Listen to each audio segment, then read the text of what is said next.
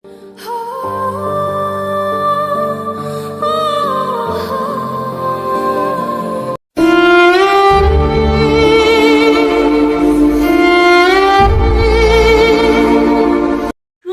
দাঁত ফোকলা, তো এটা দাঁত নেই, তুই কিরকম সুন্দরী? অ্যাটলিস্ট আমার তো সেখানে দাঁত আছে রে,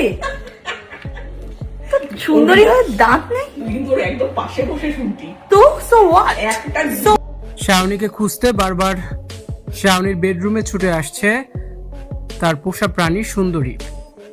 শাওনির মৃত্যুতে 6 দিন অনাহারে অবলা এই প্রাণীটি।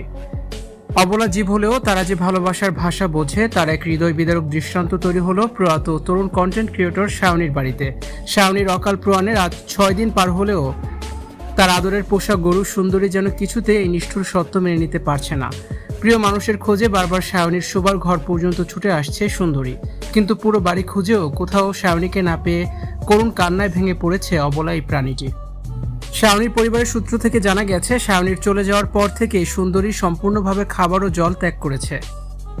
শাওনির পরিবারের সূত্র থেকে জানা গেছে, শাওনির চলে যাওয়ার পর থেকেই সুন্দরী সম্পূর্ণভাবে খাবার ছেড়ে দিয়েছে। দীর্ঘ 6 দিন ধরে একদানাও মুখে তোলেনি সে। শুধু সুন্দরীই নয়, শাওনির আদরের বাকি পোষা প্রাণীরা অনবরত কেঁদে চলেছে। প্রিয় অভিভাবককে হারিয়ে তীব্র মানসিক যন্ত্রণায় প্রতিটি প্রাণী এখন মারাত্মক অসুস্থ হয়ে পড়েছে।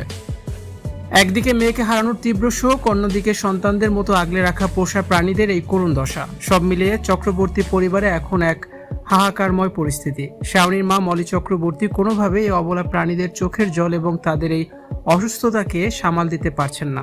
নিজের বুক ফাটা কষ্টের মাঝেও এই বোবা জীবগুলোর কষ্ট তাকে আরো বেশি বিপর্যস্ত করে তুলেছে। শাওনির মায়ের আকুল আবেদন, প্রশাসন যেন দ্রুত তদন্ত শেষ করে শাওনির মৃত্যুর সঠিক বিচার নিশ্চিত করেন এবং এই কঠিন সময়ে পরিবারটির পাশে দাঁড়ায়। ভিউয়ার্স, শাওনির জন্য যে সুন্দরী সারা বাড়ি তাকে খুঁজে বেড়াচ্ছে, এটা নিয়ে আপনাদের কি মন্তব্য?